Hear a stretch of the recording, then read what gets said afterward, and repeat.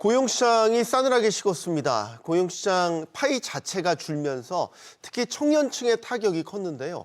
석유화학, 철강, 건설 등 주력 산업의 불황이 길어지면서 앞으로 취업난이 더 심화될 전망이라서 걱정이 커지고 있습니다. 고용시장의 둔화 속 고물가까지 겹치면서 안 그래도 쪼들리는 취약계층의 삶이 더 팍팍해지고 있죠. 약자들이 더 힘든 겨울이 되지 않을까 염려스럽습니다. 자, 그럼 고용시장과 지금 우리 경제 주체들이 놓인 현실을 하나씩 짚어보도록 하겠습니다.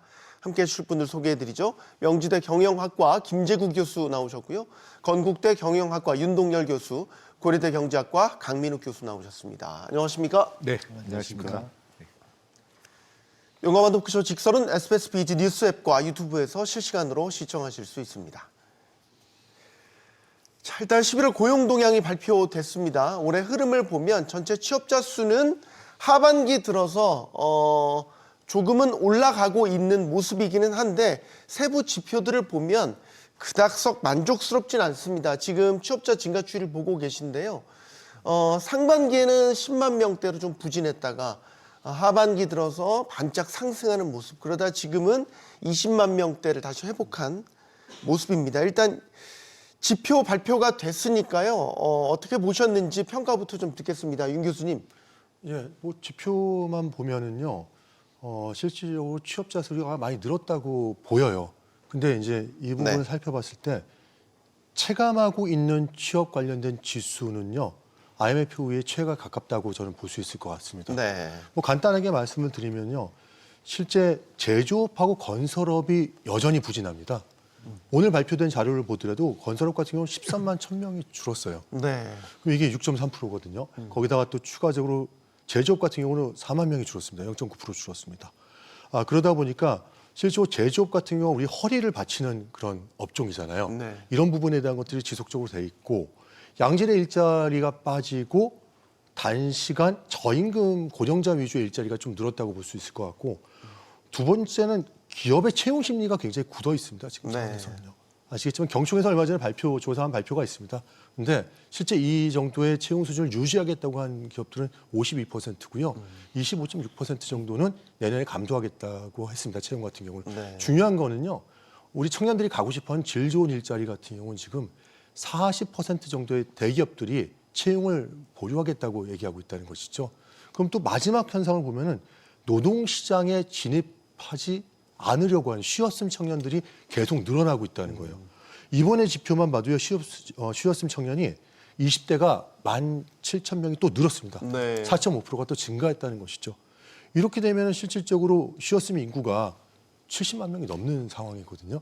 이 인력들 같은 경우는 실제 실업률보다 더 나쁜 노동시장 밖에 있는 인력들이라고 볼 수가 있는 것이죠. 네. 이런 것들을 보면 신규 일자리 수 자체가 늘어난다고 해서 이게 우리 고용시장이 나아졌냐, 전혀 그렇게 체감하시는 분들이 별로 없는 것 같아요, 강 교수님. 예, 맞습니다. 이게 신규 일자리는 뭐냐면 청년층이 아니라 이렇게 중장년층의 취업자도 다 포함한 거기 때문에 이것이 정확하게 이제 우리의 경제 상황을 나타내는 지표가 될 수는 없을 것 같습니다. 가장 중요한 지표는 그 청년 일자리인데요. 이것이 줄어드는 것으로 지표 결과가 나왔습니다. 그런 걸 봐서는 경제가 안 좋은 것은 맞는 것 같습니다. 청년 일자리 같은 경우는 상당히 중요한 것이 청년들이 한번 취업 시장에 들어가면 최소 10년 그리고 30년까지 일하는 사람들입니다. 네. 그렇기 때문에 장기적인 관점에서 봤을 때 기업들이 이 청년을 고용한다는 것은 기업의 미래가 있고 기업에 대한 계속 투자나 고용을 하겠다는 미래 계획에 대한 확신이 섰을 때만 이렇게 청년들을 고용을 하는데 이것에 대한 것은 이제 시장 수요가 줄어들었다는 것은 우리나라가 전반적으로 기업 입장에서는 대한민국 미래 경제에 대해서 확신이 없다고 보는 것 같습니다. 이것이 뭐냐면 단순하게 이제 이번 1년 동안에 많은 일들이 있었죠. 그 계엄 사태 이후로서 내수 시장이 안 좋고 그래서 이제 정부가 유동성을 풀어서 이제 내수 시장을 올리고 이제 고용이나 투자를 올리려고 했지만은 또 트럼프발 관세 전쟁이 있었고 그리고 뭐 환율 변동성이 엄청 심해졌습니다. 그래서 이런 여러 가지가 겹치면서 기업들이 미래에 대한 확신이 없다고 이렇게 보여지는 것 같습니다. 네. 이게 체감 고용이 나아질 게 네. 없다라는 이제 평가들이 계속 나오는 건 세부 지표들에서 네. 드러나고 있는 허점들, 구멍들 네, 이런 네. 것들이 보인다는 거죠. 네, 그렇습니다. 지금 이제 고용률 또는 이제 실업률 같은 이제 통계의 지표들이 계속 나오고 있는데요. 사실은 기본적으로 이제 구직 의사가 있고 구직 활동을 할 경우에 이제 네. 그 사람들이 잡히는 거거든요. 근데 말씀들 있으셨지만 청년들이 미리 이제 구직을 포기한다라든가 또 적극적인 구직 활동을 하지 않으면 현재 이제 고용 통계에서는 이제 빠지게 되는 거죠. 그래서 우리가 얘기했던 뭐 체감 실업률 이런 것들은 고용 보조 지표 같은 것들을 활용해서 저희들이 살펴볼 필요가 있고요. 특히 말씀 주신 것처럼 체감을 봤을 때는 상당히 고용 상황이 안 좋다라고 얘기할 수밖에 없는 것이 네. 청년들의 이제 고용률이 오히려 줄어들고 있고 또 일자리의 이제 질적 측면에서도 비정규직이 더 늘어난다든가 이런 문제들이 있기 때문에 계속해서 우려되는 상황이라 사실은 좀 근본적인 대책을 세워서 긴급하게 처방을 해야 될 그런 정도의 상황이라고 저희는 보고 있습니다. 자, 이게 저희가 전반적인 상황을 좀 총평을 해봤고 부분별로 한번 들어가 보면 세부 지표들에서 우려될 것들이 꽤 보입니다. 일자리 자체가 많이 줄었다는 것, 이런 지표를 볼 수 있는 게 이제 구인 배수, 1인당 일자리 개수를 이제 의미하는데 이게 IMF 이후 최저로 그렇죠. 떨어졌고, 그럼 왜 이렇게 일자리 자체가 파이가 줄었냐? 우리가 가장 핵심적으로 보는 게 제조업, 건설업. 예, 이게 지금 살아나지 않고 있기 때문에 그렇죠. 라고 봐야 되는 거죠, 교수님? 그 두 개도 볼 수 있겠고요. 또 최근 들어서 이제 추경효과도 줄어들었다는 거예요. 숙박 요식업까지도 이번 달에는 또 더 줄었습니다. 실제 수출 둔화도 있고요. 설비 투자에 대한 축소도 있고, 뭐 건설 경기 침체도 있고, 자동화 AI 전환의 여파도 있다고 볼 수가 있을 것 같아요. 네. 이런 것들이 다 합쳐지면서 중간 숙련 정도의 일자리가 계속 줄어들고 있다는 문제점이 있습니다. 이 구인 비해서 0.43이라는 건요, 한 명당 일자리가 0.43개 있다는 거예요. 그럼 상당히 어려운 상황인 것이고, 일자리가 줄어들고 그나마 있는 일자리도 안정성이 점점점 사라지고 있다는 게 지금 현상이라고 볼 수 있을 것 같습니다. 네. 이게 IMF 이후 최저로 떨어졌다고 하니까 예. 사실 좀 믿기지는 않아요. IMF면 사실 우리가 외환위기, 국가부도 사태를 겪었던 그 시기인데 정말로 그 시기만큼 안 좋아졌냐? 그 정도로 제조업과 건설업이 살아나지 못하고 있는 상황인 거냐, 안 교수님? 예, 맞습니다. 이제 제조 건설업이 상당히 상태가 지금 안 좋은데요. 이것은 단기적 효과랑 장기적 효과가 두 개가 겹쳐 있는 현상인 것 같습니다. 단기적으로는 실제적으로 계엄 사태 그리고 트럼프발 관세 전쟁 그리고 환율 때문에 상당히 이 부분이 안 좋고요. 그리고 우리가 이제 인정을 해야 될 것이 이제 제조업과 건설업이 이게 일시적인 것보다는 이제 대한민국의 구조적인 문제가 아닐까 하는 생각도 해봐야 될 것 같습니다. 더 이상 여기 의지하면 안 된다? 그 말씀이세요? 아니 그거 의지는 해야 되지만은 일단 근본적으로 좀 분석을 해보면 제조업 같은 경우는 이제 중국 기업이 상당수 이제 성장하고 있습니다. 네. 그래서 앞으로 결과적으로 이게 중국 기업과 경쟁을 할 텐데 이 경쟁이 점점 밀리고 있는 것도 인정을 하고 정부에서 좀 대책을 생각해봐야 될 것 같습니다. 그리고 뭐냐면 이제 다른 국가들 제조업 같은 경우는 실질적으로 2차 산업에 많이 가고 있죠. AI 반도체라든지 2차 전지 그리고 친환경 에너지 등 이런 신사업적으로 이제 전환을 하고 있는데 우리나라가 이거에 대해서 약간 뒤처진 감도 없지 않아 있는 것 같습니다.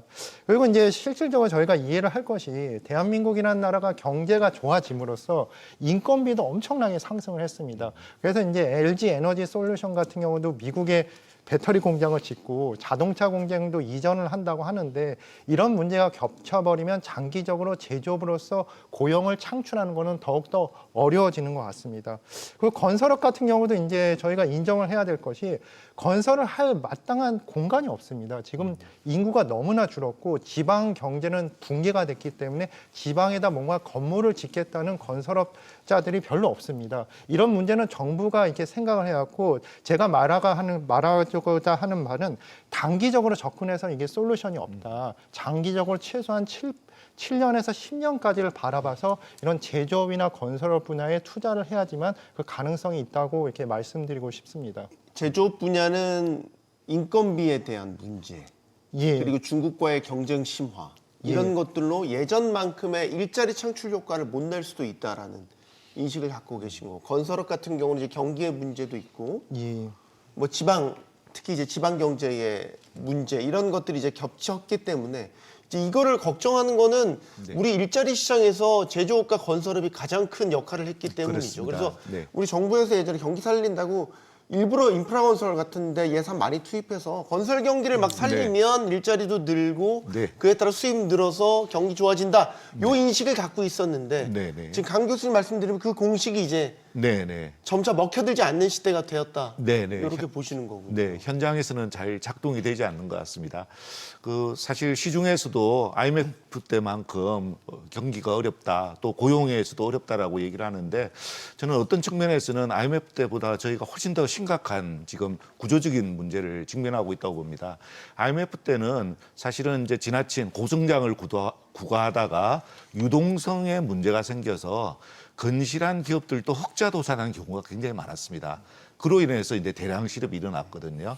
그러나 여러 가지 이제 국민들이 함께 슬기롭게 대처하고 네. 또 모아서 금방 회복성을 이제 보였던 게 사실인데 지금은 그때하고는 좀 구조적인 이런 문제가 다른 것 같습니다. 첫 번째는 말씀 주신 것처럼 한국이 투자하기에 매력적인 곳이냐, 매력적인 국가이고 지역이냐라고 하는 데서 많은 문제를 이제 낳고 있는 것 같습니다. 그거는 인건비라든가 여러 가지 이제 인구 문제도 있지만 네. 기본적으로 이제 기업들이 성장을 하고 하려면 혁신을 해서 새로운 신사업 분야에 계속해서 진출하고 성장을 시킬 수가 있어야 되거든요. 네. 근데 거기에 대해서 여러 가지 각종 규제나 이런 것들이 여전히 현존하고 있기 때문에 기업들이 가감한 투자를 하기 어려운 현실이 있고 더더구나 지금 해외에 대한 투자 요구가 굉장히 빗발치지 않습니까? 그러면 그거를 상회할 정도로 우리 한국 국내에 투자를 해서 좋은 일자리를 만들 수 있는 이런 혁신의 기회를 이제 줄 필요가 있는데 그러지 못한 어려움이 있습니다.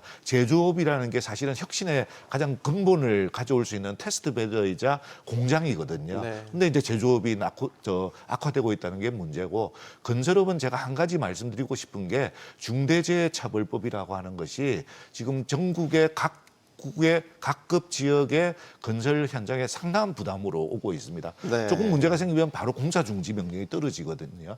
그리고 거기에 대해서 이제 위험 부담을 상당히 느끼는 기업들이 있기 때문에 적극적으로 건설 현장이 돌아가지 않는다는 문제도 제가 좀 말씀드리고 싶습니다. 알겠습니다. 네. 비정규직 문제들은 어떻게 보세요? 비정규직도 지금 사상 최대로 늘어났는데. 좀 걱정스러워요. 솔직히 말씀드리면. 왜냐면 이제 정규직도 유효하지만 이 굉장히 우리 경제의 중간에 비정규직, 저는 중규직이라고 얘기하는데 이게 어떻게 보면 할 수 없이 필요 악으로 존재하고 있는 부분이거든요. 근데 비정규직의 근로자의 숫자가 856만 명, 그리고 실제 전년보다 11만 명이 늘었습니다. 네. 굉장히 안 좋은 신호거든요. 이 통계 작성 이후로 가장 높은 수치라고 지금 볼 수가 있는 상황이고요. 전체 임금 근로자 중에서 차지하는 비중이 38.2%니까 10명 중에 지금 4명은 비정규직 근로자라고 볼 수가 있는 상황이죠.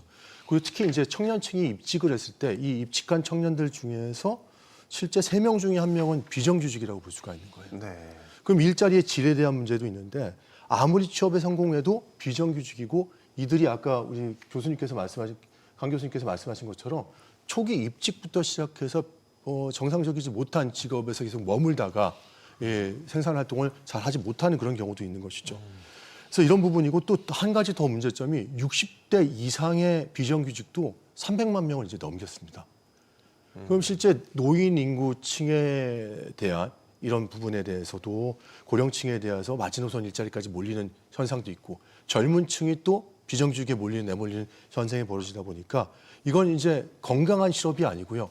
사실상 우리가 보면은 노동시장의 향후에는 발을 빼는 아예 쉬었음으로 전환될 수 있는 그런 인력들로 보여서 굉장히 좀 이게 안 좋은 건 신호라고 볼 수 있을 것 같아요. 기업들이 왜 이렇게 비정규직 역시 위주로 많이 뽑는 거죠? 네, 그렇습니다. 아무래도 이제 아까 인건비에 대한 얘기도 나왔지만 아무래도 기업들 같은 경우에 노동 비용 절감에 대한 여러 가지 이슈가 있고 제조업의 이제 자동화뿐만 아니라 심지어 이제 지식 근로자들 전문직 같은 경우에도 AI를 적극적으로 이렇게 활용하고 그러면서 점점 사실은 인력에 대한 수요 자체가 줄어드는 부분은 이제 분명히 문제가 되고 있다고 봅니다. 그리고 그 과정에서도 정규직으로 이렇게 채용해서 하는 부분에 대해서 상당한 부담을 안는 이유는 우리나라가 소위 얘기해서 해고가 어려운 나라가 아닙니까? 노동시장이 상당히 경직되어 있기 때문에 일단 한번 이제 입직하고 난 다음에 다시 그 사람이 적절하지 않거나 생산성이 낮더라도 이게 개선할 수 있는 여지가 상당히 제한이 되고 있거든요. 그런 것들이 적극적으로 고용을 창출하기 어려운 그런 발목을 잡는 부분이라고 생각합니다. 근데 이제 경제적으로 보면 정규직과 비정규직의 이제 대우라든지 경제적 이득, 보상에 대한 차이도 굉장히 크잖아요. 그러니까 비정규직으로 계속 남아있다라는 거는 뭔가 경제적으로도 계속해서 좀 떨어진 상태에서 그런 고용직을 계속 유지한다는 거니까 비정규직이 늘어난다는 거는 경제학적으로도 봐도 예, 좋지 않은 신호라고 봐야 되죠. 일단 기업 입장에서는 이제 미래에 대한 확신이 없고 이 회사라는 게 계속 투자를 할 수 있는 지속성이 없을 경우에는 그 비정규직을 고용하는 것이 회사 입장에서는 이득이 될 수가 있는 행동인 것 같습니다. 근데 개인의 입장에서는 보면 상당히 불안하거든요. 미래에 대한 확신이 없고 내가 이제 계속 예를 들어서 집을 사더라도 대출을 받아서 사는데 그 대출 빚을 계속 주기적으로 갚아야 되지 않겠습니까? 그렇지만 비정규직이 있으면 지금 보수가 높더라도 내가 이제 경제적 결정을 할 수가 없는 거죠. 어느 순간에 직장에 이제서 직장을 그만둘 수 있기 때문에 그래서 이 문제를 해결해야 되는 것이 중요한 것 같은데 그 대한민국 같은 경우는 이제 많은 이제 OECD나 국제 기관에서 비판을 받는 게 노동 시장이 너무 경직성이 있다. 근데 이 문제는 제가 볼 때는 비정규직의 문제라기보다는 정규직이 너무 확실한 정규직이 많다는 게 문제인 것 같습니다. 그래서 철밥통이라는 단어가 있는데 네. 제가 이 단어를 이제 함부로 쓰면 안 되겠지만 훌륭하신 정규직 분들이 많겠지만 어떻게 보면 기업 입장에서나 이제 정부 입장에서도 생산성이 저하되는 사람을 해고를 하기가 법적으로 거의 불가능합니다. 네. 그렇기 때문에 이제 비정규직이 한번 들어가면 정규직으로 들어가기가 어렵고 정규직에 있는 사람들은 그 생산성에 관계없이 계속 그곳에 있고 이런 경직성에 대해서 어느 정도 해결을 하고 해결하는 방향으로 정책 방향을 잡는 것이 필요하지 않을까 하는 생각이 듭니다. 네. 자, 강 교수님 네. 말씀에 하나만 더 접해서 말씀드리면요. 예전에는 그래도 비정규직을 하고 있다가 정규직으로 전환되는 기대가 좀 있었습니다. 네. 실제 2000년대, 2020년 전반만 해도 20% 정도는 전환이 되는데요. 지금 현재 상황은 10% 미만입니다. 그러니까 한 번 비정규직으로 들어가면 그 비정규직에 계속 스테이할 수밖에 없는 그런 상황이라는 것이 더 좀 힘든 상황이죠. 예. 자, 이 질문을 좀 드려보고 싶습니다. 최근에 인공지능 도입을 서두르는 기업들이 많이 늘고 있습니다. 네. 다양한 분석들이 나오는데 인공지능 도입이 확산되면 고용이 줄어들 것이라는 이제 전망들을 내놓고 있습니다. 실제 예를 들면 미국 빅테크들 사이에서는 AI 도입에 따른 감원도 현실적으로 나타나고 있는 모습입니다. 우리한테도 남의 일이 아니겠죠. 이걸 어느 정도로 우리가 고용시장 측면에서 심각하게 봐야 되는 건지 어떤 변화를 일으킬 것인지 이 부분을 좀 짚어보겠습니다. 이건 교수님이 먼저 좀 의견을 듣겠습니다. 네. 저희가 이제 산업혁명 이후에 사실 이제 자동화가 진전되면서 특히 이제 제조업의 현장 생산직 근로자들에게는 상당한 재앙이 되었던 게 사실입니다. 네. 근데 지금 이제 전문직 직종에 있는 분들에게조차도 AI가 들어와서 지금 이제 초급의 프로그래머라든가 심지어 이제 회계 업무라든가 네. 뭐 변호 관련된 법률 자문 업무조차도 소위 이제 어시스턴트 이런 업무에 있던 사람들, 어널리스트 했던 그 업무를 AI가 훨씬 더 잘한다는 거거든요. 그러니까 이제 그분들에게는 사실 일자리가 없어지는 이런 양상이 이제 당장 나타나고 있습니다. 네. 그 통계나 예측 전망들도 다소 엇갈리긴 합니다. AI가 들어와서 단기적으로 그런 이제 그 고용 기회 감소가 있지만 장기적으로는 더 새로운 직종도 생겨나고 더 나은 기회들을 만들어서 결국에는 더 상회하게 될 거다라는 얘기를 하고 있지만 지금 당장에 봤을 때는 비교적 난이도가 높고 상당한 전문성이 있다고 하더라도 반복적이거나 정형적인 업무는 사실은 AI로 상당히 대체가 될 수 있기 때문에 그 사람이 오히려 AI보다 더 나을 수 있는 부분 이런 부분에 대해서 특장을 어떻게 개발할 건가 이런 고민을 하지 않을 수 없는 그런 상황인 것 같습니다. 이게 각 산업혁명이라고 하는 이제 이런 것 단계를 거치면서 이런 식의 논쟁들이 있어 왔잖아요. 예. 근데 결국에는 새로운 직종이 생겨나고 그렇죠. 기존에 있던 뭐 직종들이 이제 사라지고 뭐 이런 것들이 이제 바뀌었단 말이죠. 이번에도 그럴까? 걱정은 이게 플러스 마이너스를 했었을 때 절대적 일자리가 AI한테 뺏기지 않을까? 지금 이 걱정을 하는 거잖아요. 그렇죠. 그러니까 이제 OECD에서도 예전부터 조사한 내용들이 있습니다. 이 직무 전환이라든지 그래서 일자리의 변화에 대한 조사를 했는데요. 사실 플러스 마이너스였을 때는요. 마이너스 효과가 그렇게 크진 않았습니다. 근데 문제는 이 AI가 차지하는 그 일자리의 질이라는 것이죠. 지금 가장 타격을 많이 받고 있는 것이 우리가 얘기하는 단순 일자리 같은 경우는 그렇게 감원이 많이 되고 있지 않습니다. 근데 지식 근로자, 아까 김재공 교수님께서 말씀하신 것처럼 지식 근로자고 네. 실제 우리가 코딩이라든지 이미지나 텍스트를 AI가 이제 처리하기 시작했습니다. 네.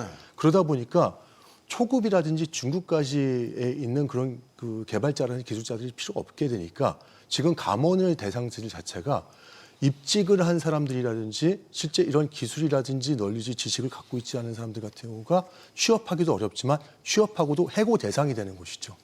그러다 보니까 장기적으로 봤을 때는 양질의 일자리는 줄어들 수도 있다는 그런 경고성의 메시지를 보내고 있고요. 이미 미국의 빅테크 기업 같은 경우는 10만 명 이상이 줄어들었거든요. 근데 한국도 그 영향이 있는데 한국은 또 차이점이 있어요, 미국하고. 뭡니까? 한국은 아까 우리 강 교수님 말씀대로 쉬운 해고가 불가능하잖아요. 네. 그러다 보니까 이런 상황에서는 기존에 있었던 인력들을 머무르게 하고 정년 뭐 연장 이런 이슈들이 있지만 신규 청년 채용까지도 이 부분이 연계가 될 수 있다는 것이죠. 그러다 보면 실질적으로 우리 청년 친구 신규 채용에 대한 감소도 연결이 될 수 있겠고요. 또 창의성이라든지 이런 것 부분들에서 발현해야 될 부분의 일자리에 대한 부분에 대한 인력 수급이 어려울 수도 있다는 측면들이 좀 어려운 점으로 작용할 수 있다는 것이죠. 강 교수님, 고용시장에 아주 구조적 변화를 일으킬 요인이라고 보십니까? AI가 말이죠. 예, 맞습니다. 일단 제 경험으로 따지면 대학에서도 조교가 할 일을 많은 부분이 AI가 대체를 했습니다. 그 문헌 검색이라든지 보고서 작성 그리고 뭐 또 여러 가지 잡다한 일을 AI가 조교들 대신해서 더 잘하고 있는데요. 그런 의미에서 조교들이 일이 줄어든 것 같습니다. 그래서 조교를 줄일 수도 있는 그런 위험성이 있는 것 같고요. 조교들 입장에서는. 그리고 이제 저희가 이제 이런 것이 이제 처음 경험한 거 아니겠습니까? 예전에 그 산업혁명 이후에 1970년대, 80년대 로봇 기술이 개발됐을 때 이런 위기가 있었습니다. 그때는 이제 로봇이란 것이 인간의 근육을 대신했죠. 근데 결과적으로는 일자리가 장기적으로는 줄어들진 않았습니다. 그 생산직에 종사하던 분들이 이제 서비스업으로 많이 이동을 하고 서비스업 일자리가 늘어났습니다. 그래서 이제 어떤 변화가 있었냐면 실제적으로 학력이 엄청나게 올라갔습니다. 예를 들어서 이제 고등학교만 마치고 일하던 일자리가 줄어들었기 때문에 많은 사람들의 대학 진학률이 늘어났거든요. 네. 지금 지금 이제 AI의 변화는 실질적으로 봤을 때는 대학을 넘어서 이제 박사학위까지 가는 것 같습니다. 석사, 박사까지. 그래서 일종의 이제 교육에서 이제 사람들이 더 공부를 많이 하는 그런 현상이 있을 수가 있는 것이고요. 제가 볼 때는 장기적으로 봤을 때는 서비스업이 이 AI로 이제 없어진 일자리를 많이 흡수하지 않을까 그렇게 보고 있습니다. 하지만 여러 가지 이제 경제학에서 분석하는 게 일자리보다 더욱더 위험한 게 이제 부의 불평등이 시작되는 게 아닐까 이렇게 보고 있습니다. 부의 불평등. 왜 그러냐면 많은 생산은 뭐냐면 인간이 아닌 기계가 AI가 함에 따라서 이 기계를 소유한 사람들은 더욱더 부자가 되고 그러지 못한 사람들은 이 노동시장에서 기계를 이길 수가 없으니까 기계를 소용한 자본가들이 버는 돈이 노동으로서 생산성보다 더 앞지른다는 것입니다. 그래서 앞으로 더욱더 심각한 것은 일자리 문제뿐만 아니라 이 부의 불평등이 아닐까 이런 생각을 해봅니다. 그러니까 그 노동자층 안에서도 양극화가 더 심화될 예, 수 그렇습니다. 있다라고 보시는 거잖아요. 예, AI가 본격적으로 도입됨에 따라서 마치 이게 지금 AI 대 인간의 대결을 보는 것 같은 네네. 영화 터미네이터를 연상케 하는 이런 구도가 될까봐 지금 걱정이기는 네네. 한데 네네. 어떤 해법이 있을까요? 그러면 그 최근에 사실- 일론 머스크는 미래에 살아남을 직업으로 블루컬러 노동자들이 다시 주목받을 것이다 이런 네. 이야기도 화두를 네. 던지기도 네, 했다는 그렇습니다. 네.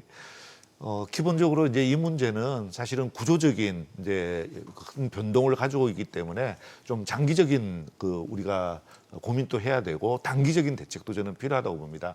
우선 장기적으로는 저희가 생각할 것이 일단 한국이 워낙 노동시장이 양극화되어 있는 곳이었거든요. 네. 앞에 다 말씀이 있었던 것처럼 뭐 대중소기업 이런 규모에 따라서도 그렇지만 정규직, 비정규직이라는 이런 부분이 있고 또 그보다 더 근본적인 건재에는 이 경직성 때문에 소위 인사이더와 아웃사이더의 프로그램이 있습니다. 네. 먼저 이미 들어와 있는 사람은 이제 해고의 위협이 이제 굉장히 해고가 용이하지 않기 때문에 계속 그 자리에 머물 수 있는 반면에 그 문제는 이제 인력도 이렇게 플로우처럼 계속 흘러들어야 되는데 새롭게 입직하려고 하는 사람들이 들어가기 어려운 문제인 거죠. 그 직접적인 타격을 청년청 또 학생들 이런 사람들이 이제 받게 되기 때문에 그 문제는 사실은 지금 논의되고 있는 뭐 연금 개혁이나 정년 연장 논의도 있지만 기본적으로 이 고용 구조 전반에 대해서는 특단의 노동 개혁이란 말로 뭐 좌우 보수 진보 정권을 떠나서도 이거는 다들 논의가 되었는데 사실은 국민의 합의를 모아서 해야 될 것이고요. 단기적으로는 저는 이 AI의 수요에 따라서 우리가 AI를 키운다고 하지만 실제로 그거를 전문성 있는 인력의 비중이나 이런 조사 연구한 결과를 보면 턱없이 지금 부족합니다. 네. 수요에 비해서. 여기에 대해서 집중적인 교육이 이루어져야 되고 거기에 따라서 사실은 대학 교육도 근본적인 교과과정 재편을 즉시 이미 시작을 하고 있지만 네. 왜냐하면 그것을 사실은 미국 같으면은 JP 모간 뭐 금융업 같으면 JP 모간이라든가 제조업회사 이런 곳들은 고등학교만 졸업한 친구들도 직접 그 사람들에게 맞춤형 교육 과정을 제시해서 자기들이 제시하는 커리큘럼 종류를 옵션을 이렇게 정해주면 곧바로 자기들이 채용하는 이런 시점까지 지금은 올라오고 있습니다. 이런 걸 봤을 때 한국의 대학 교육도 AI를 담당할 수 있는 분들에 대한 특단의 이런 교육이나 고용에 대한 노력을 해야 되고요. 한 가지 더 말씀드리고 싶은 거는 이런 문제 때문에 청년들이 이미 장기 실업, 저희가 이제 짧게는 6개월, 1년이 지나면 이제 장기 실업자가 된다고 그러는데 아까 말씀드린 지식 근로자 같은 경우에도 1년 정도 이 노동시장에서 빠져 있으면 자기가 가지고 있는 능력의 50% 이상이 소실된다고 하는 게 네. 그동안의 연구 결과입니다. 그러면 장기 실업 1년 이상의 실업으로 넘어가기 이전에 이를테면 노동부 같은 곳이 이제 직접 나서서 해야 할 일인데요. 적극적으로 구직 지원하고 취업 알선하고 장기 실업자로 가는 사람들은 사례 관리자로 이렇게 정해서 상담하고 이런 선진국에서 하는 것들이 본격적으로 제시를 해서 단기적인 대책으로 이분들이 빨리 노동시장에 복귀할 수 있도록 정부가 특단의 대책을 세워야 되더라고 봅니다. 우리는 고등교육 네. 받는 그 비율이 전 세계에서 탑이잖아요. 거의 탑이죠. 네. 근데 지금 예를 들어서 대학 졸업하고 뭐 대학원까지 졸업한 박사급의 퍼포먼스를 AI가 낸다면 네. 우리가 지금 이렇게 고등교육 받은 사람들의 자리가 없다. 그냥 단순히 AI로 대체될 수 있다. 예. 이 걱정은 하는 것 같아요. 사실 걱정스럽죠. 왜냐하면 우리가 지금 대학을 졸업하고 갈 만한 일자리가 그렇게 많지가 않아요. 사실은요. 그러니까 저도 미국에도 있었지만 미국 같은 경우는 주에서 보통 대학에 들어가는 학생 비율이 고등학생들의 30% 정도 수준밖에 안 되거든요. 네. 우리는 지금 80%까지 육박했다가 70% 정도 대가 되고 있습니다. 근데 대학을 졸업하지 않고도 해야 될 일자리가 있고 대학을 졸업하고 전문적인 지식을 갖고 해야 될 일자리가 있는데 저희는 좀 다른 거예요. 그래서 아까 AI하고 만약 연동시켜서 얘기한다면 이제는 앞으로 좀 구분해야 될 게 있을 것 같아요. 네. AI가 할 수 있는 일자리가 있고 또 사람이 할 수 있는 일자리가 있고 AI하고 사람과 협업을 해야 되는 일자리가 있을 것 같아요. 그런 부분이 이제 충분히 좀 연구가 돼야 되는데 사실 AI 쪽이 이제 일자리를 뺏어간다 이런 얘기는 많이 되고 있지만 실제 어떤 일자리가 이런 사람들의 일자리를 잠식할 것인가 그리고 여기에 대한 부분들을 대체할 것인가에 대한 연구는 제대로 되어 있지가 않습니다. 그래서 이런 부분이 좀 필요할 것 같습니다. 자연스럽게 이제 청년층 고용에 대한 이야기를 저희가 참 많이 했는데 20, 30대 그 구직을 포기한 그냥 쉬었음 청년층 인구가 계속해서 늘고 있어요. 이분들이 계속 이 상태로 있으면 안 되잖아요. 이거는 우리의 경제 활력이 떨어지는 걸로 가는 거잖아요. 그러면 이들이 다시 고용시장으로 들어올 수 있도록 뭔가 유인책, 촉매제 같은 게 좀 있어야 될 것 같은데. 예, 맞습니다. 일단 이게 심각한 문제인 것 같습니다. 근데 근본적인 문제는 이제 두 분 교수님들께서 말씀 주셨지만 우리나라의 노동시장의 이중 구조가 심각한 것 같습니다. 우리가 이제 정확하게 우리나라 노동시장을 보면 이 노동시장 자체가 나쁘지 않다고 볼 수 있습니다. 왜 그러냐면 계속 외국인 노동자들은 한국에 들어와서 일을 하려고 하거든요. 네. 하지만 문제는 뭐냐면 대한민국 청년들이 이런 일을 하기 싫어합니다. 그건 뭐 당연한 것 같습니다. 이제 대학까지 졸업하고 이제 고등교육을 받은 사람이 그런 일을 하고 싶지는 않겠죠. 하지만 이 대학을 졸업했어도 이 이중 구조는 뚫을 수 없는 그런 문제인데 결국 뭐냐면 중소기업보다는 대기업을 가기를 원하고 그래서 아예 중소기업에 갈 바에는 한 2, 3년 더 공부를 해서 취업 공부를 해서 대기업을 시도를 해보자. 그래야만 미래가 있다고 그렇게 생각하는 것 같습니다. 그리고 또한 우리나라의 그 노동시장의 가장 극명한 그런 예를 보이는 게 이제 공무원 경쟁률이죠. 이것은 공무원이라는 것은 아주 확실한 정규직 아니겠습니까? 네. 한번 들어가면 안정된 직장, 그리고 이제 거의 해고가 불가능한 그렇게 되면 근데 경쟁률이 20대 1은 기본인 것 같습니다. 하지만 제가 20대 1이라는 것이 실제적으로 이 20대 1의 경쟁률을 뚫고 들어가기 위해서는 그 확률상 그렇게 높지가 않습니다. 그래서 시험 때 컨디션이 안 좋으면 아무리 훌륭한 학생이라도 컨디션이 안 좋으면 이게 떨어질 수 있는데 이런 데 도전을 계속하는 이유는 뭐냐면 다른 직종 그리고 비정규직에서는 미래의 희망이 없다고 생각하는 것 같습니다. 그래서 이제 이거를 이제 깨는 장기적으로 이제 정부가 이런 노동시장의 이중 구조, 이 경직성을 어떻게 깨냐를 한번 생각을 해봐야 될 것 같습니다. 단기적으로 이제 세금 정책 위주로서 하는 것은 제가 볼 때는 좋은 생각이 아니라고 보고 있습니다. 근데 또 한 가지 문제점은 뭐냐면 청년 입장에서는 서울 지역에 괜찮은 직장을 다녀도 이 돈으로 그 주거비랑 교육비를 해결할 수가 없습니다. 지금 왜냐하면 대한민국의 모든 인프라가 몇십 년 동안 서울이나 수도권에 집중이 됐기 때문에 네. 청년들이 이제 경제활동을 시작하는 입장에서는 이것을 해결할 방법이 없어요. 그래서 이제 우수한 청년들은 서울 지역에 정규직에 갈 수 있음에도 불구하고 한 2, 3년 더 준비해서 대기업에 더 좋은 정규직에 가자.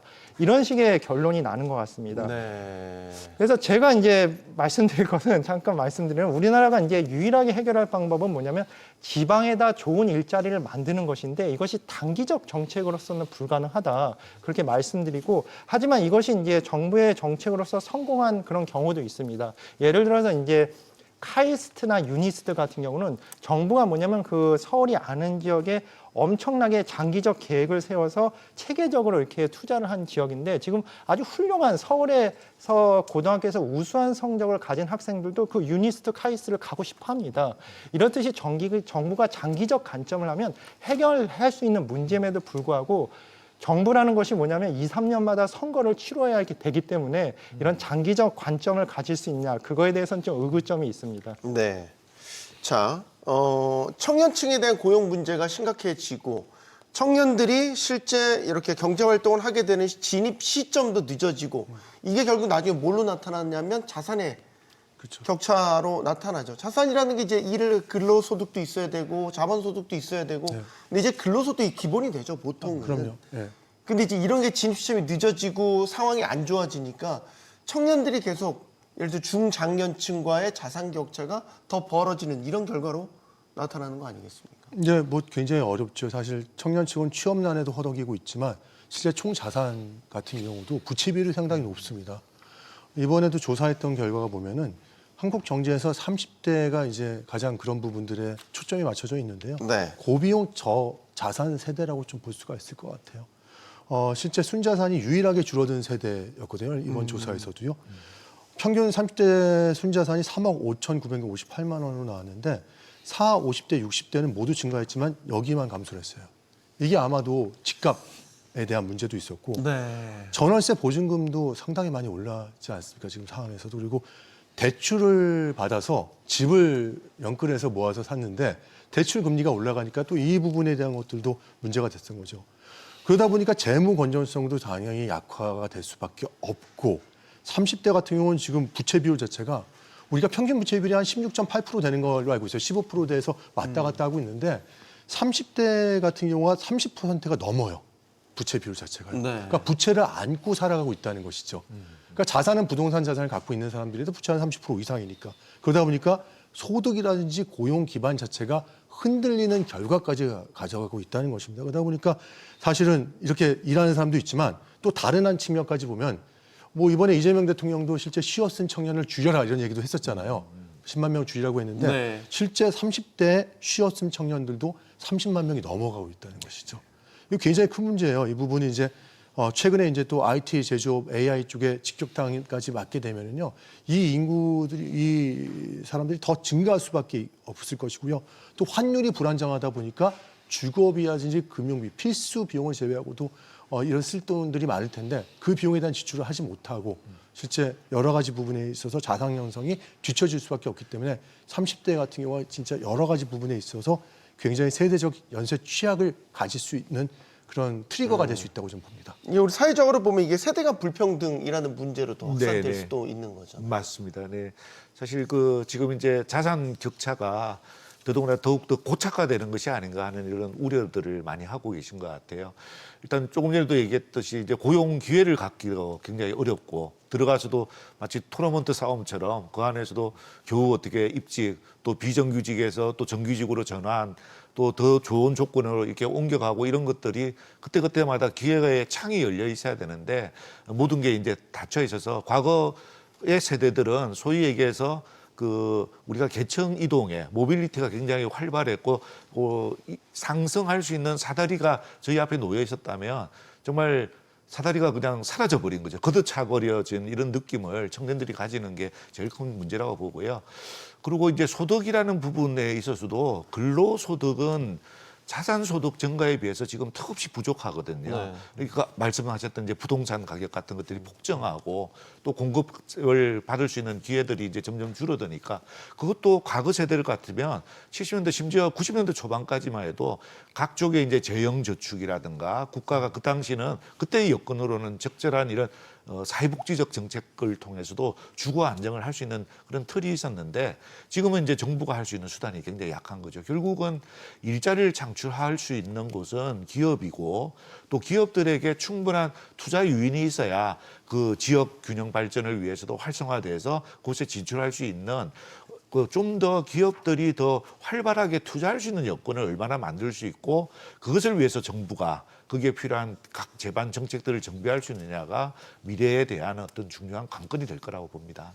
저렇게 30대 청년층의 자산 격차가 저렇게 많이 벌어지면 강 교수님 경제적으로 보면 장기적으로 우리 잠재 성장률이 떨어질 수 있는 요인도 될 수 있는 거예요. 예, 맞습니다. 일단 생산성 저하가 되죠. 이게 희망이 사라진 사회라는 것인데 실제적으로 내 돈으로서 서울에 집을 살 수 없다. 내가 열심히 일한다. 그럼 열심히 일할 이유도 없는 것이고 또한 뭐냐면 이제 부모를 잘 만나서 자산을 물려받은 게 이만큼인데 내가 월급으로서 벌을 수 있는 돈이 그보다 훨씬 작으면 열심히 일할 만한 인센티브가 떨어지는 것입니다. 이럴 경우는 뭐냐면 부자 계층이나 또한 저소득 계층 그리고 일반 계층 모두 다가 생산성을 늘릴 만한 그런 동기가 사라지는 것 같습니다. 저는 이것이 어떻게 이제 교수님께서 말씀 주셨지만 어떻게 보면 새로운 신분제 사회로 들어가는 그런 불안감이 있는데 일단 신분제 사회는 그거죠. 부모가 귀족이면 나도 귀족이고 부모가 노비면 나도 노비인데 지금 형태가 딱 그렇습니다. 열심히 좋은 직업을 가져서 월급을 모아도 결국 집을 살 수 없는데 부모가 재산이 많거나 또 부모가 운 좋게 이제 강남 지역에 집이 있으면 그 집을 물려받을 수가 있고 만약에 부모가 이제 평범하거나 이제 지방에 자산이 있으면 그 자산을 물려받더라도 서울에서 직장 다니는 곳에 이제 집을 살 수 없는 이런 현상이 일어난 것 같습니다.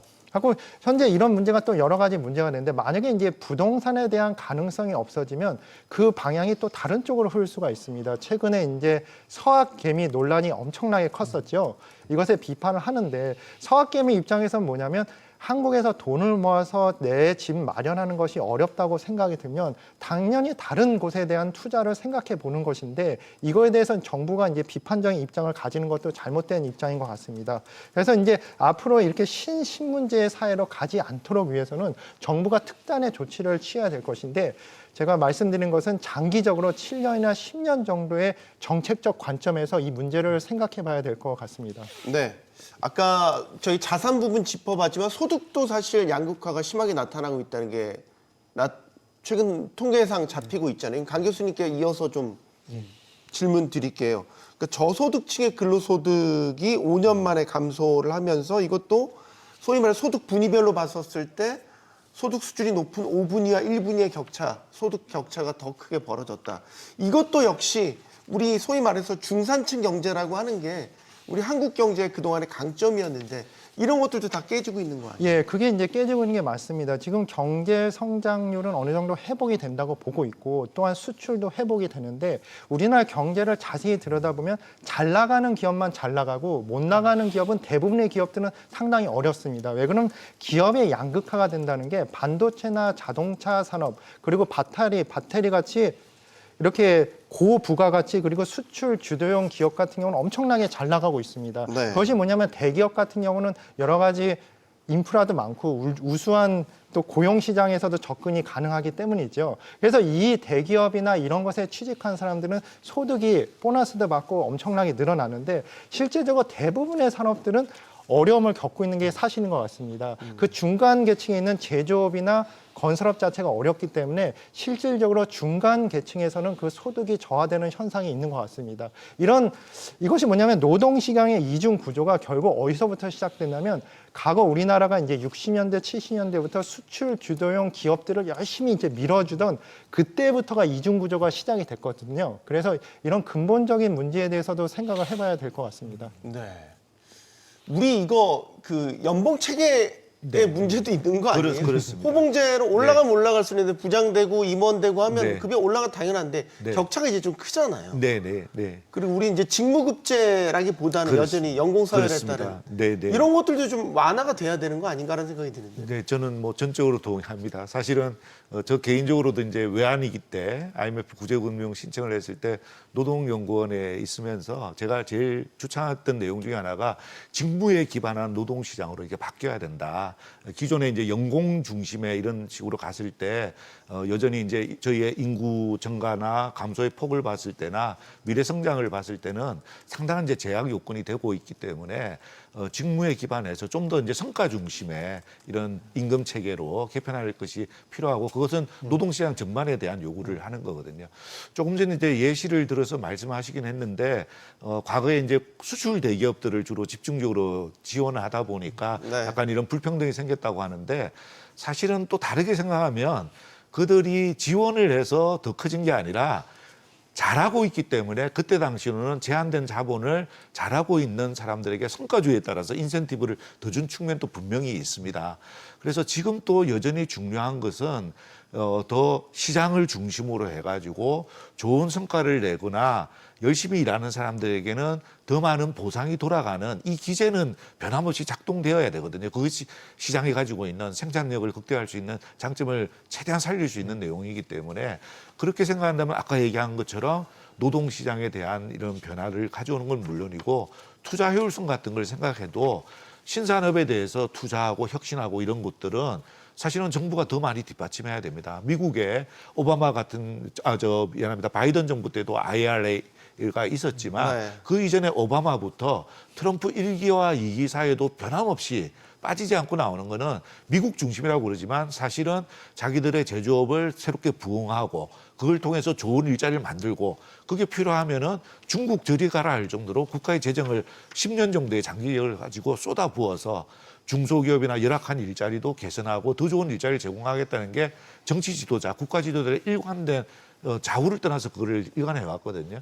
기업들은 당연히 스스로 노력을 해야 되겠지만 정부가 재정을 투입하거나 산업의 정책을 새롭게 펴야 되는 시점에 있어서는 일을 잘하고 더 많은 혁신을 하고 더 많은 일자리를 만드는 곳들에 대해서는 규제도 풀어주고 더 많은 정부가 직접 산업정책으로 일자리에 투자할 수 있도록 하는 이런 정도의 개혁이 같이 있을 때 솔직히 이제 없는 살림에서 우리가 뜯어고치자라고 하는 거는 노사 모두가 이해관계가 조정이 안 될 수가 있습니다. 네. 상당한 경제를 살리기 위한 단순한 부양책이 아니라 우리 체질 개선을 위한 이런 방향을 제시하고 정부가 적극적으로 거기를 위한 지원 정책을 내놓을 때 노사 간에도 합의를 이끌어내고 우리가 당장은 고통스럽더라도 이 길을 가져가 나갈 수 있다라고 하는 비전을 제시해 줘야 된다고 봅니다. 윤 교수님, 근데 지금 뭐 임금 체계 말씀드렸지만 사회 전반적인 문제로 말씀을 다뤄주셔서 정년 연장 문제도 사실 걸려 있는 거고 제일 많이 아까의 질문 받는 노동시장의 게 경직성 문제라든지 네. 다 얽혀 있거든 실타래처럼 그렇죠. 얽혀 있거든요. 해법이 보이십니까? 저는 모르겠어요. 지금 사실은 사회적 대화가 조금 단절돼 있는 느낌이 들어서요. 네. 실제 이해관계자들이 한번 모여서 얼마 전에도 경사노위 위원장님을 만났습니다. 새로 바뀌셨는데 네. 실제 이 경력 연장 문제라든지 4.5일제 문제 같은 경우도 당과 기본적으로 정부에서 추진하고 있었지 또 기업이 참여하는 비율이 너무 낮았었어요. 네. 그러니까 아까 임금 문제도 했지만 임금이라든지 여러 가지 부분에 대한 것들을 같이 논의하기 위해서는 기업도 참여해야 되겠지만 거기에 따르는 이해관계자들도 함께 논의를 하는 체계가 돼야 된다고 생각이 들었고요. 저는 이렇게 생각합니다. 지금 정부에서 추진한 양극화에 대한 해소에 대한 문제는 조금 더 신경을 써줬으면 좋겠어요. 그래야지만 한국 경제가 장기적으로 갈 수 있다고 보고 있는데 실제 상위 10%가 지금 46.1%의 자산을 가지고 있습니다. 근데 하위 같은 경우가 50%가 9.1%를 갖고 있거든요. 양극화 해소를 위해서 정부가 계속 노력하고 있다고 하지만 이 수치가 올해 더 증가를 하게 됐다는 것이죠. 네. 상위 20%는 1,445만 원의 급여를 받고 있지만 하위 20%는 250만 원이면 최저임금에다가 조금 더한 금액입니다. 그래서 이런 부분들에 대한 것들을 좀 종합적으로 같이 고민했으면 좋겠고 4.5일제를 4일제를 만약에 뭐 시행한다고 했을 때 이거에 대해서 수혜를 받는 사람들이 대기업이라든지 그렇지만 기존에 있었는 공공기관에 있는 그 임직원뿐만이 아니라 실제 우리 보통 중소기업이나 중견기업에서 일하는 사람들 자영업자들 같은 경우는 같이 고려해 줬으면 했다는 부분이 있어서 좀 사회적 대화가 좀 더 활발하게 진행이 되고 수렴된 상태에서 이와 같은 제도와 정책이 시행됐으면 하는 게 지금 생각입니다. 경제학적으로 봤었을 때 성장과 이 양극화 문제는 두 마리를 동시에 잡을 수 없는 화두인 겁니까? 예, 어느 정도 이제 단기적으로 이제 선택을 해야 될 때는 이게 양극화가 이제 분배라 그러죠, 경제학적으로는. 성장과 분배. 예, 자, 이- 표현을 바꾸겠습니다. 예, 네. 그러니까 뭐 양극화 같은 말인데 이 단기적인 하나는 하나에 이제 초점을 맞춰야 되고 두 마리를 잡기는 어려운 것 같습니다. 근데 장기적인 입장에서는 또 그렇지가 않습니다. 이 양극화가 심해지면 사회적으로 사회적 통합이 안 되고 또 정치 상황이 혼란스럽습니다. 정치 상황이 혼란되면 이제 법률 자체가 통과가 안 되겠죠. 그렇게 되면 이제 새로운 경제 환경 이게 이제 산업혁명 이후에 막 새로운 제도들이 엄청나게 나왔습니다. 일단 로봇이 발견이 되고 네. 기기가 나오고 이럴 때마다 새로운 법률이 이제 적용이 돼야 되는데 정치가 혼란스러우면 그걸 따라가지를 못합니다. 그렇게 되면 장기적으로는 경제 성장에 안 좋은 영향이 돼서 이 두 마리의 토끼는 단기적으로는 잡기가 힘들어도 장기적으로는 두 마리의 토끼를 다 잡아야지만 경제 성장이 이루어지는 것은 확실합니다. 하지만 이제 문제점은 뭐냐면 대부분의 정부가 이 성장에 매몰되어 있습니다. 우리나라가 네. 이제 과거에 고도 성장했을 때 가장 뉴스의 메인 기사로 나오는 것이 올해 성장률이 뭐 5점 몇 %다. 네. 그렇게 되면 막 다들 한호하고 대통령도 인기가 올라가고 이 숫자에 매몰된 사회에 익숙하기 때문에 지금 정부도 결과적으로는 이 양극화 해소 그리고 분배 문제에 대해서 뭔가 생각을 한다고 말은 했지만은 저는 근본적으로는 이게 정부라는 것은 성장 자체에 포커스를 둘 수밖에 없는 구조라고 생각하고 있습니다. 알겠습니다. 정치는 인사가 만사다. 인재를 어떻게 뽑고 어디에 배치하느냐가 정치를 좌우한다는 오랜 격언이죠. 경제는 일자리가 만사입니다. 코스피가 4,000포인트를 넘고 반도체 수출이 잘 되고 성장률이 반등해서 경제가 좋아지는 것처럼 보여도 결국 고용이 부진하면 빚 좋은 개살구에 불과합니다. 다시 한번 경제는 일자리가 만사입니다. 토론 마치겠습니다. 여기는 모든 경제가 모이는 SBS 비즈입니다. 시청해주신 여러분 고맙습니다.